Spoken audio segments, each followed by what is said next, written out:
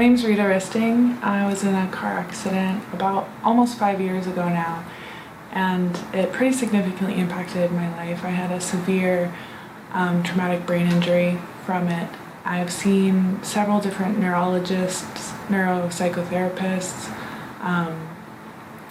occupational therapists. I've seen dietitians to help, and had relatively little gains made from all of that effort. I was really unable to articulate what my problems were. I never could quite vocalize what was going wrong. I just knew if I got up and did anything for too long, and early on it was as much as just getting up to go use the restroom, I would just feel completely lost and completely overwhelmed by everything. And I had no way to describe that, and I didn't really have access to the words to describe it at that time either. So people would ask me what was wrong, but I would just be like, "Rah," as my response. So it was really hard to get through and get much help when I couldn't even really describe what was going on. At first I had a lot of light and sound sensitivity. I still have dealt with a lot of that, but to decreasing intensity. At first I couldn't even handle sunlight, and that's still like one of the best moments of my life, being able to handle the sunlight again. But any kind of noises in my environment, or light, or any kind of commotion would really just throw me in the ringer, and I'd have to go and sleep for quite a while until I could attempt to do anything again. My attention was always being pulled away despite my efforts to hold it anywhere. And this was really confusing for me because I was always really good at paying attention to what I was trying to pay attention to prior to the accident. But after the accident, I would try to focus on something, to either like read or look at a picture even, and it was like my mind just wasn't listening to me. I couldn't really control my own body in a lot of ways, and I didn't understand what that difference was between how I used to be and then how I found myself. So I kept trying harder, because that's, if I was tired and had something I had to get done, you could just put in the effort and make yourself focus, and then you could accomplish what you needed to accomplish. But after the accident, actually, that was the opposite of true. Oftentimes, the more that I would focus or try to focus, the more effort I would put in, the worse my symptoms would get, and the harder it would become as a consequence. Honestly, I've only just recently, through this intensive program, recognized how debilitated I was in the ability to tell what was actually going on with my body.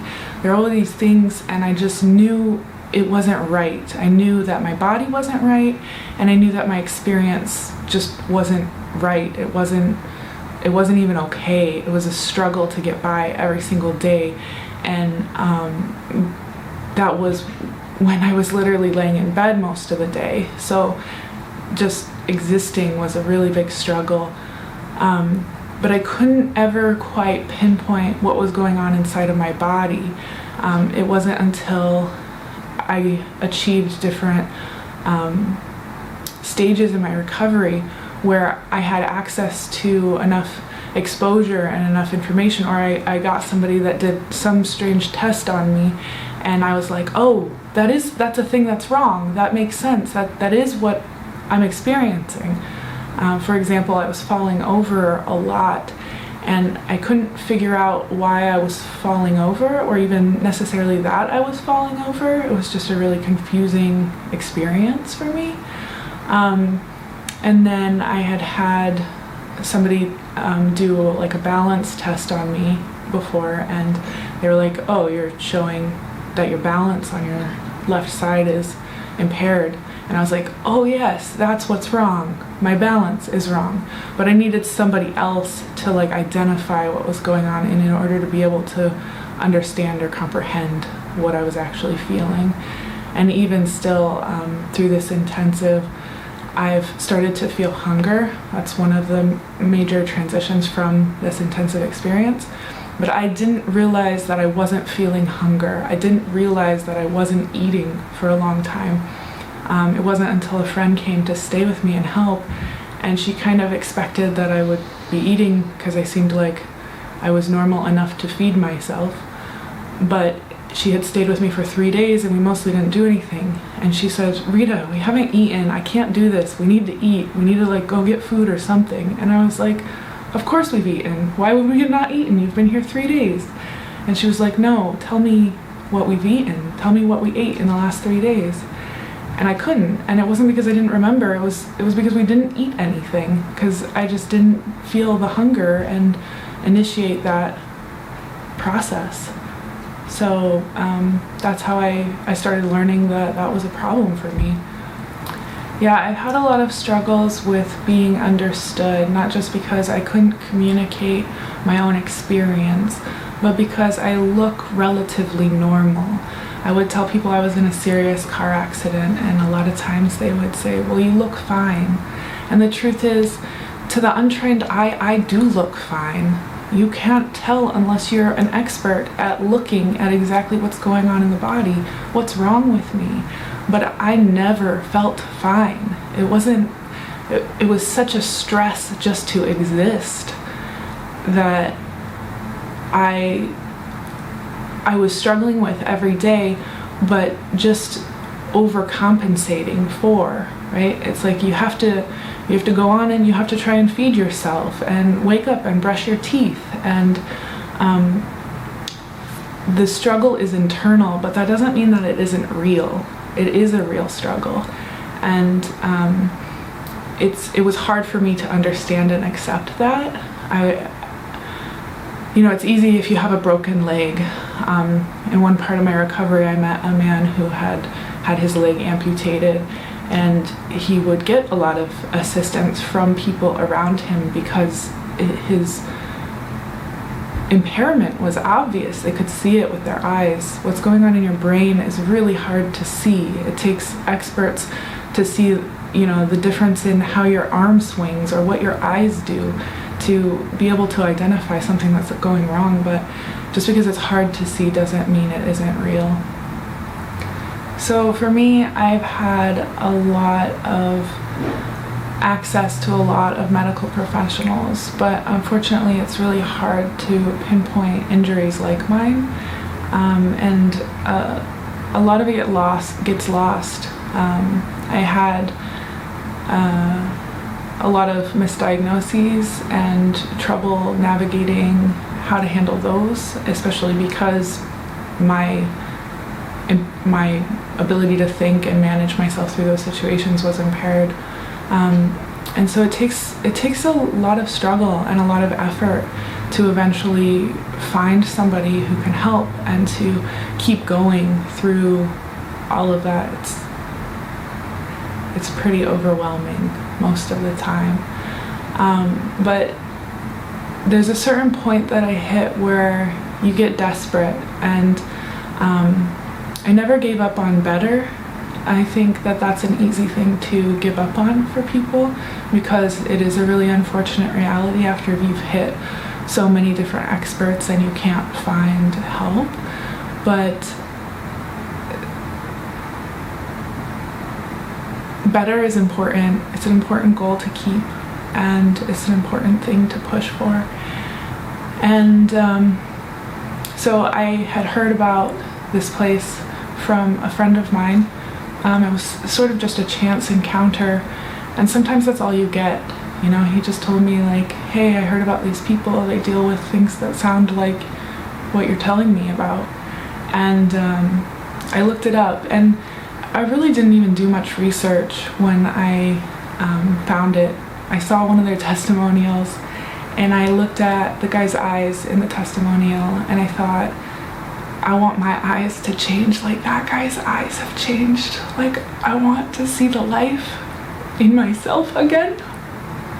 And so I called him up and I said, "When can you get me in?" So for me, I live in Denver, Colorado, so I had to fly in, and flights are always really problematic for me. They're really stressful. I tend to have a breakdown, if not in the airport, on the airplane. So I flew in a couple days extra before starting my program to make sure that I was well rested and ready to really fully arrive for the therapy. When I first got in, my check-in was really easy, but the thing that I remember most about first coming into the building is like looking around at the lights and the colors, and I thought to myself, my God, these people understand what I'm going through, because there's no way you have lights and colors in an office like that if you don't understand what I'm actually struggling with every day. So that was really huge for me, just first walking in and having that kind of sense of safety going into an intensive rehab program. The program itself, I found it to be pretty demanding. It's really working and exercising the damaged pathways in your brain. So you exhaust those. The goal is to strength train them, basically. And you do a strength training exercise, and then you wait about 30 to 45 minutes, and that's just a recovery period to give yourself time and space, and your mind time and space to settle down, recoup, and be ready for another go at it. I found that allowing myself to recover and rest is not a strength of mine. I like to go and push. And having the doctors remind me pretty constantly that it's really important not to go too far, which is a bad habit of mine, was really helpful for me. They could see through different minor changes in my face and my eyes that something was fatiguing in me, and their ability to see that was really helpful in my own ability to learn how to perceive when I was fatiguing and when I was pushing it too hard, and what the difference was.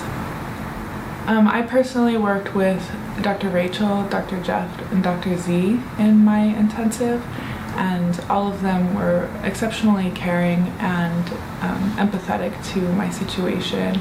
I felt really heard for the first time in a long time, maybe even ever.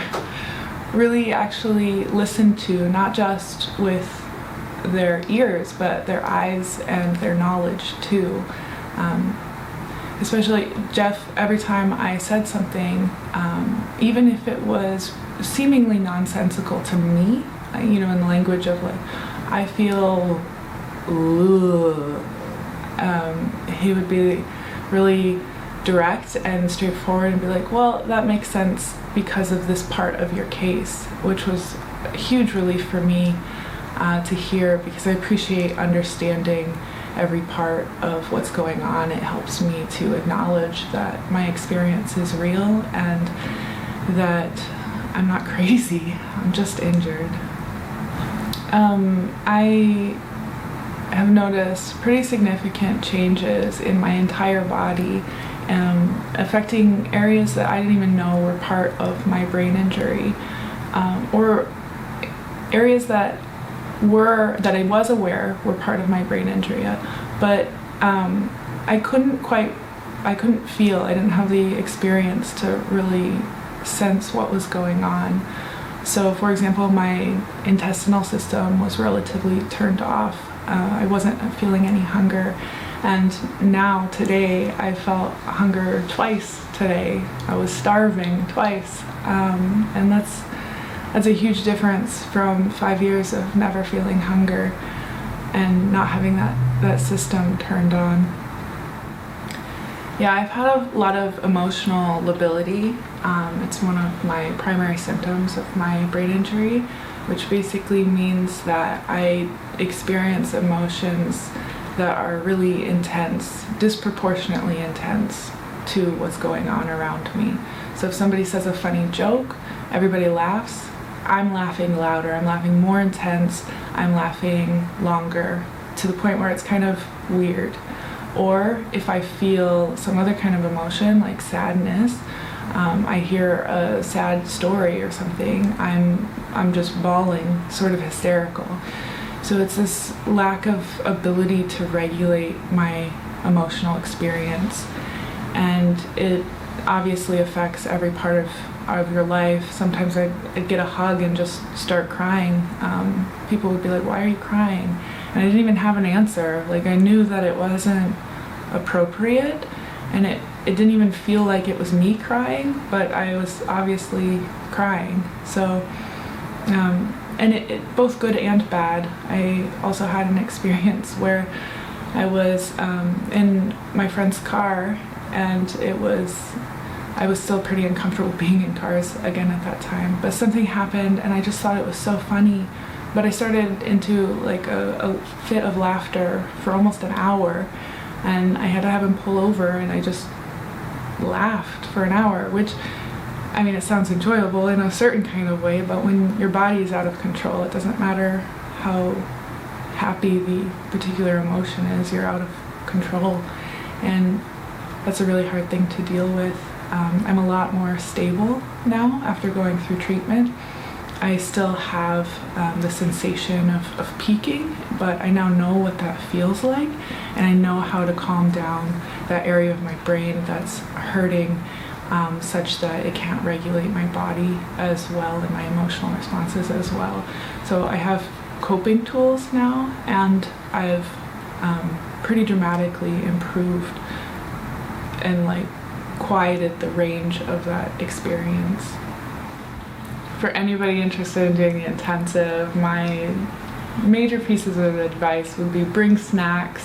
It's really good to keep feeding your body and not be distracted by logistical things like food or hunger or thirst. Give your brain all of the space that you possibly can, all of the slack that you possibly can to really arrive and give all of your power to the treatments, because you're going to need it, and allow yourself to actually rest and recover in the periods that they give you to rest and recover.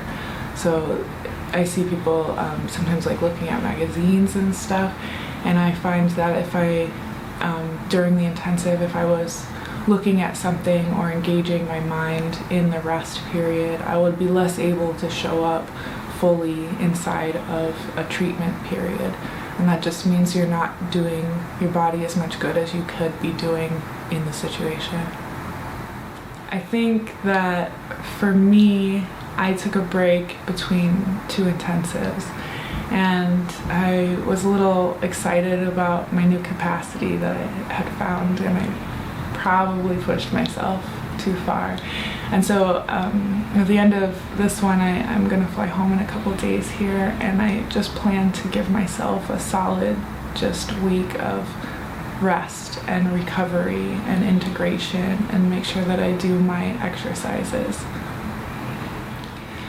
I was extremely nervous going into my intensive, even just flying out here. I had met a friend of mine in the airport before my flight, and I couldn't even have a conversation with him because I was overwhelmed by the environment, but also I was so nervous about what it was going to be like and if it would help me or not.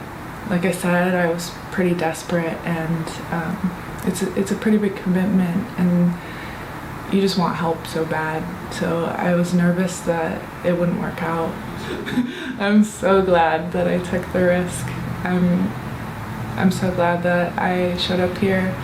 Honestly, it's almost not even a risk when you're so hard up, when you want help so badly. It's like, well, can't go downhill, so cross your fingers and jump. I am not nervous at all to go home. I'm really excited. I'm hopeful that I can continue to get better. I can continue doing my exercises at home on my own, and I know that I have access and an open line of communication with the doctors that I've spent here in case anything goes wrong, in case I have any questions, in case something isn't working anymore or I need to change anything. I feel really comfortable, understood, and cared for in my return back to my life. I think that during the intensive, I had a lot of encouragement and sort of this balancing act happen between me and the doctor that I was working with, where they're watching for all of your signs of fatigue and also checking in with you regularly for you to express any signs of fatigue that aren't visual. And through that process, I really learned how to identify fatigue in the part of my system that has taken the damage. And I feel pretty confident that I can go back into an environment knowing that what I've experienced is real and what it feels like exactly when I'm having too much stress on the damaged area of my brain, and being able to take action to exit the situation or ask for accommodation in whatever way that I need to accommodate that. One of the most impactful things for me about being in the intensive was actually sitting in the intensive lounge with other people going through the same or similar experiences. Everybody, of course, has their different story of how they ended up in their situation and getting here. But seeing a room full of people that understood what I was going through, that was huge for me. It was huge for me to be in an environment where I thought, oh my gosh, these people are just like me. I'm not alone. That was really big.